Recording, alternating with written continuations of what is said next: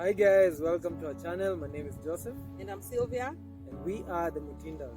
As you can see from the title, we are going to tell you all about why we moved from a comfortable gated community to the middle of nowhere in the kichaka, somewhere in Kajiado. As you can see from our background, it's kichaka, wilderness. We're going to tell you all about it, about our journey. So stay tuned.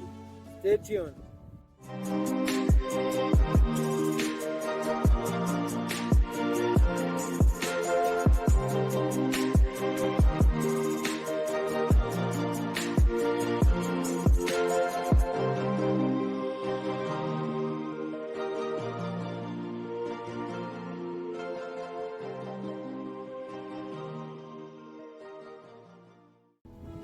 So, babe, what is the one reason why did we move? The reason why we moved is we wanted to reach rent. Let me give you the stats real quick.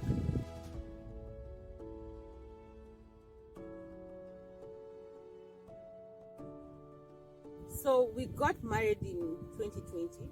It was a COVID wedding. What to 15? Adashikana 15. And I remember one of the goals that we had was to not rent for long. And when we were starting out, tulianza karuma takakuwa na vitu, hatukuwa na viti, you know, and it seemed like an impossible dream, you know, because we rent our PR, and it seemed like a perfect dream when we think about it. In fact, tulikuwa tunaambiwa twendeni tutafute maplots, twendeni tutafute mashamba. We are like, this sasa tuko in this place, wacha kwanza tutafute food, tutafute rent, you know. And that time Jose was the only breadwinner at that time. He was the one who was working, yes, in fact he ended up on a work your time. No, before we got married, he ended up and I did job. Me, my business ilikuwa imecrash nini. So when we got married, thankfully God bring opportunity my way, and I also started making some money. But still haiko inatosha, wase haiko inatosha hiyo do. Mimi sijui hiyo pesa haiko inatosha. So we were struggling to even meet our own needs. So the idea of owning land, purchasing a property, and building our home was a very ni kama ilikuwa watu wengine, haikuwa yetu, you know. Yeah. So nakumbuka even there's a time my sister was like, hey, tuende tucheki mashamba nini faith, tukasema watu tuende tuone, you know, and tukaenda tukaona, but still we were like, unless we get ourselves into crazy debt, we can't make this work, you know. But what we did, we wrote it down. Now just I will tell you about how we came to writing that down. Yeah, this is the interesting bit. I remember your time, but it was sort of why? What job at that time? Yeah. Nilikuwa nimesha. Ulikuwa break. When you were infected by COVID. Yeah. Infected with COVID or by COVID. Whatever, you guys, mtaelewa hiyo. So we were sick. I also had COVID. I just wasn't tested. Yeah. I remember, in fact, hiyo time nikiwa job nilitoa COVID job. Then nikakuja home. Yes. Then even ndio nikasambaza COVID. Alafu baby kuna ka story kuna wase ebu sasa ika happen nimeenda kumba hiyo book.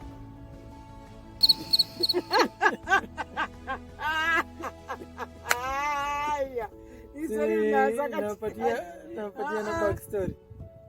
Now when we got married, one of our friends alikuwa ametu advise when writing down goals, we make sure we get a good notebook.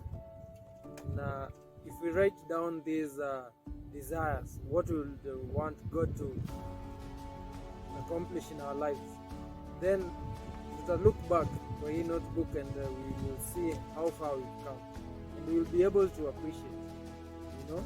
Now I can tell you for sure,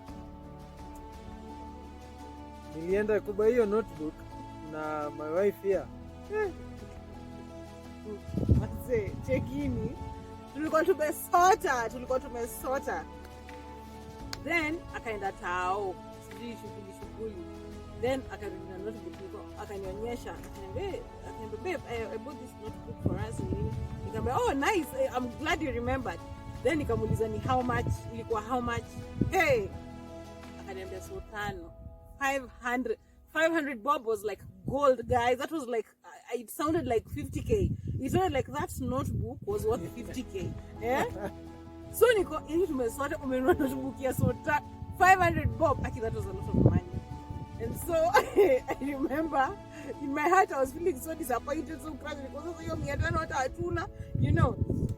But let me tell you, I thank God that he decided to make that decision, because we've written each and every goal of ours in that book. And hata tukienda prayers, tukiona time alone with God, like we sit down to just look like, yani God accomplished this. Yani unakumbuka tukipray hii kitu na tukaandika na God accomplish. Yani we remain in awe of God's faithfulness in our life. So kama una notebook and ununue your notebook, sawa, mind itakuwa ni how much, because you're going to treasure this notebook at the end of the day. You should buy notebook expensive. Hata exercise book inaweza ya Kasuku. In fact, me that was my reason. Kasuku exercise book. Well and good to write down. No, but anyway, I would not recommend that. You know why? Why? Give you a good reason. Buy a good notebook, because I can tell you for sure you're going to treasure this book at the end of the day, knowing that you have invested. Unajua kitabu ya Kasuku utakuwa unaitishwa phone number, unafungua hiyo kitabu, unararua, unaandika hapo. Ukitaka kuandika shopping list unaenda kwa ile kitabu unararua. But if it is a book that is worth diamonds, then I can tell you for sure you are going to treasure that book. Utakuwa unaandika nini vitu huko ndani, anything. You'll be writing something that is very close to your heart. Okay. On that note, I agree. Yeah. But don't get into debt buying that notebook. But it's important. Okay, what you mean is just get somewhere where you can document and see the things that God has answered, and those that are still waiting. You know? Yeah. Now, going back to the main plan, we were writing down our goals. Yeah. And we were being guided by this scripture in Habakkuk 2, which talks about writing down your plans and make it plain. It says make it plain. Yeah. You know? When we wrote it down, we said that we would like to own our place. Yeah. And we even envision the kind of house we would like to build when we get to own this space. Yeah. Yeah. That's true. Nakumbuka hata akiandika mimi nilikuwa naona ilikuandika tu hii faith. Unajua kale ka faith kana kuliziwa na unaona tu this one maybe 10 years later na uko, you know. But either way we wrote it down. And we trusted God. And later, look, that was our number one reason. That was our desire to eliminate rent from our usual the resources that we got. Yeah. So what I can tell you guys, we must mention that we have over time we have learned to depend on God, and I believe that's not something we would have written if we were not working with God. No, it's not a perfect walk. We're not perfect, but if we were not depending and leaning on God, I don't think that we would that kind of faith or hope for a better future. So that's one of the things that also drove us to write down that. And let me tell you that Habakkuk 2 has been a major theme in our marriage. So that's just one of the things. The second reason is we work remotely. He may contribute towards our reason as to why we wanted to move to our own space. Yeah. I remember where we were staying before we got moved to this place. The experience was very crazy because we had these virtual meetings, and easy meetings, you are having a meeting, and in the middle of the meeting with this particular person, unasikia tu kelele ya mat, do this napita, tuk. It was crazy. You cannot even concentrate with the conversations. Yeah. So the reason to go to Naishibale ilikuwa because he needed to be, it's a proximity to his office, unaona. So we because since now we became remote workers, it meant you could live anywhere and any place in this world, you know. And because all you needed was Wi-Fi and a computer, you know, and that I believe necessitated or played a big role into us making this move really time here, you know. But this doesn't mean if you're not a remote worker, always making move, you know. You can, if maybe one of your spouses and a report physically to work, na wewe uko remote, just know you can make it work. We're saying you can make it work. Yeah, it's very possible. Yeah. So on to reason number 3 why we decided to move was we wanted to free up our future resources for investment, you know. Tulikuwa tuliangalia nikitouch back on point ya rent, tulikuwa tunaona rent is a constant bill. Every 30 days rent is a constant bill. It's not something you don't think about. In fact, nakumbuka because as we are remote workers, we are freelancers. So unapata hiyo month umepata do, hiyo month nyingine hakuna job, unaona. So rent will constantly be on your mind, you know. Every 30, kwanza tukishalipa tu rent hivi 5th unafikiria aya rent ile ni na hiyo ni 5th umeshalipa tu, you know, you're already starting to think plan for the next one, kufikiria majob tutatoa wapi ndo tuweze kulipa rent, unaona. So we realized we started feeling now the weight of this constant bill. Rent hata kama ni 5k ama hata kama ni 10k ama ni 20k, it is constant. Every 30 days you have to look for that money. So we got to feel if we eliminate some of these things, and you see when you eliminate rent, you somehow also eliminate the other utilities that come with renting a house. Sindio? Utilities kama electricity, trash, hizo garbage, hata kama ni soda tu, my god, the garbage, kuna nini nyingine, maji, kuna maji, na maybe pia the guard, because you see now security in that kind of a setup where we are in a gated community is hizo fees zenye watu wanalipa. So so ukiangalia hizo additional utilities men unasema tu, you know, and so tukaona these are funds that we can free up. It might be costly to put resources into buying property and into buying and into constructing a home. It is expensive at that particular moment, but 5 years later, once you free up your resources, those are costs you'll never have to deal with. They will be minimal, you know. And so we really wanted to free up our resources in the future, because mpaka saa hii bado tunajenga. Tukipata pesa tunafikiria simiti kitu kama hiyo. But in future we know once the house is complete, we'll be able to invest into other ventures. That was our reason. Absolutely. So basically that's it, and that's the reason as to why we are having this channel. You know, in our interactions with our family and friends, they've been wondering how did we get to make this move, you know, living in a place that is deserted, a kichaka kind of thing. Hakuna security, hakuna fence. Kuna wild animals by the way. Wanashindwa tunaishi aje, tuna survive aje, you know.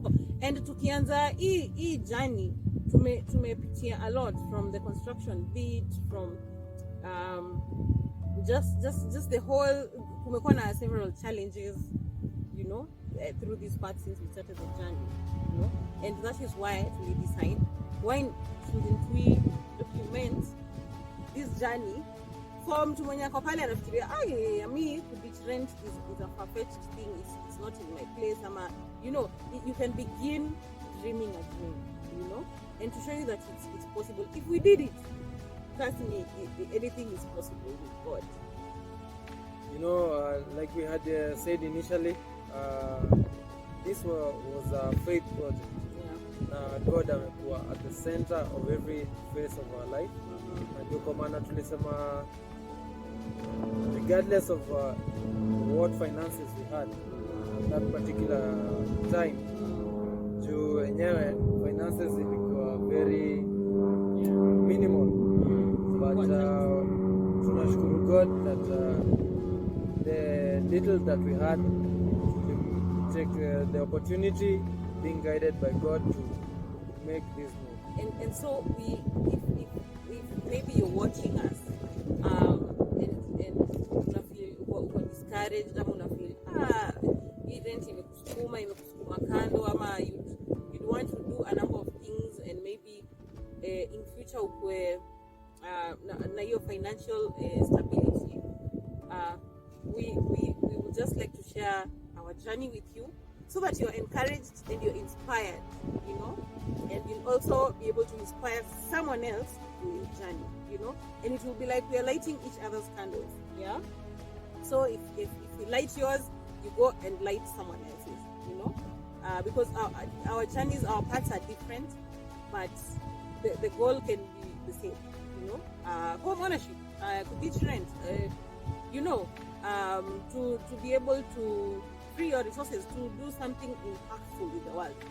Because we tend to believe just because we freed up our resources does not mean we zetu. God has created us to impact others, whether it's through giving financially, whether it's giving of our time, giving of our resources. You know, I mean, I studied through the Bible, and you call Joshua 20, chapter 20. You know, and the book of Joshua is so encouraging, and to see how I noticed a constant thing that I thought, maybe it has come through for you guys, kuna part God anashinda kiambia Joshua, okay, most places nasema be bold, be brave, be courageous, you know, be courageous, for I am with you, you know, do not fear, do not be dismayed, you know. And yani, kama tunaserve God, it means we should walk courageous. You know, we should be taking bold steps in our lives. So that is why we are starting this channel. Hopefully, we believe that you are going to be inspired. Yeah. There's a saying, Luo inasemanga chaka. Yes. And this is one of our motivation that just started, you know. So we just started, and here we are. Yes. So put your faith in God and chaka. See you in the next episode. If you like this, subscribe. If you are inspired, share with someone who you know will benefit from this, or